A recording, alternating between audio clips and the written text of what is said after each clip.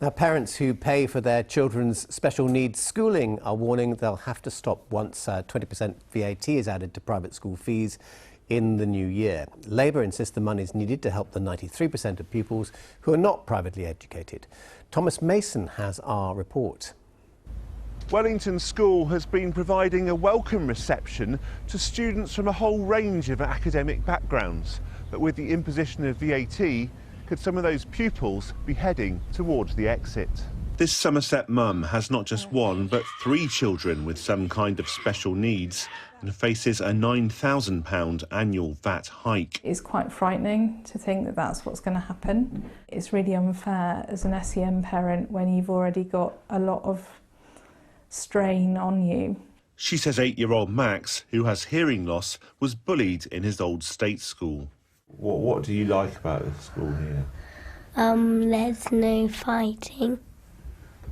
So I have the same as Max, and I have a hearing problem, and I get help by going to learning support, and there's help in the lessons. A series of sudden family bereavements left Maisie traumatised and set her back. It was just hard for me to learn in an environment that was not right for me. It was very loud.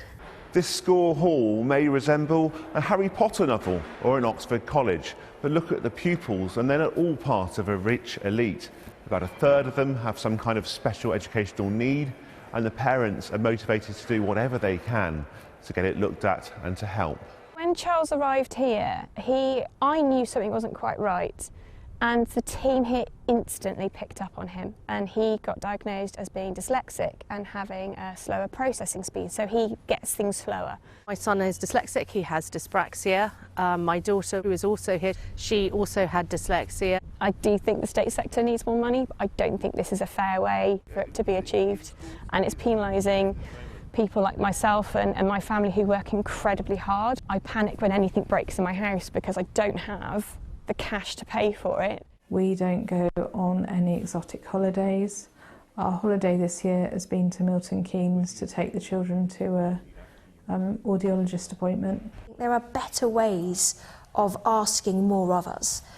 We have a number of children in school that we support from the local authority on a full bursary. It would be brilliant to be doing more of that, but doing it with government, not trying to work against it.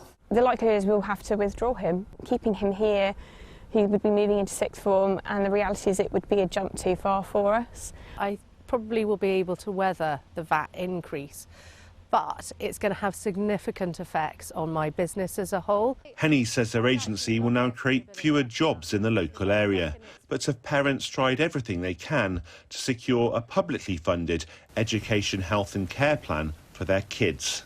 All I get told is you put her in independent school too soon, and now she's too good because the independent school's got her up to where she needs to be, so you're not going to get one. If they can guarantee my child will turn up at a state school and they'll get the help that they need, I have no problem.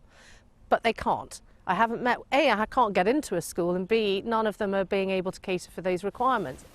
Dark clouds may be gathering over the independent sector, but for now many parents feel they've no choice but to stump up the extra cash demanded by the government.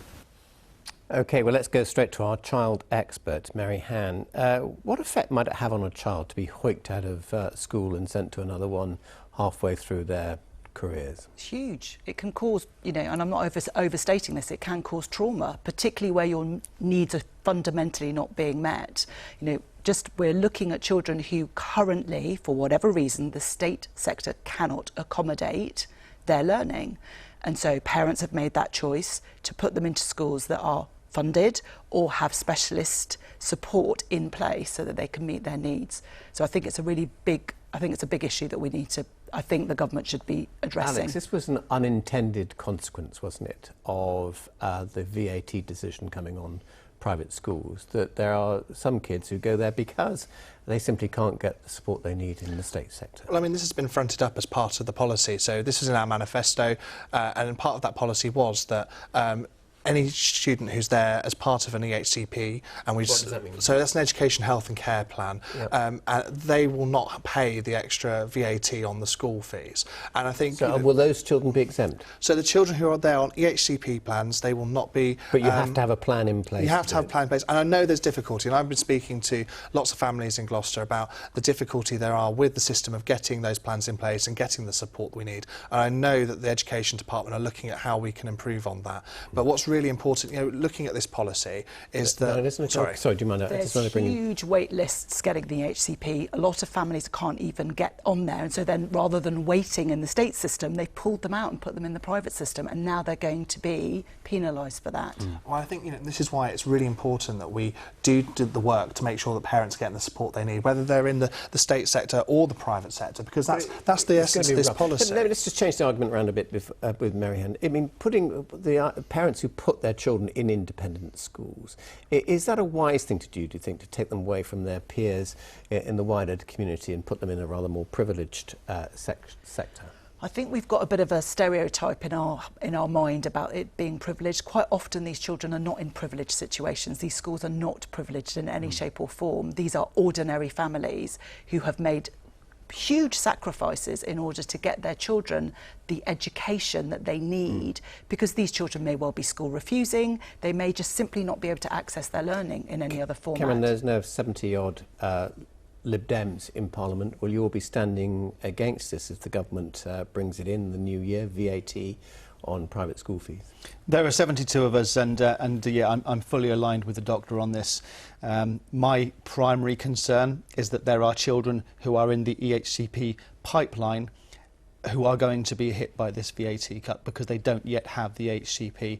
And it's not just a SEND issue. There are lots and lots of families who have sent their children to these independent schools, and they're doing so on a budget. And of course, there's going to be a lot of uplift of children if this VAT comes into effect. Is this just actually a bit of nasty class war that Labour's engaged in? No, it's the reality of the situation is we know we need to invest in our state schools. Look, 92% of our children go to state schools, but and why many do you of have to those take it away from other schools? Because we've got to look at how we fund our thing.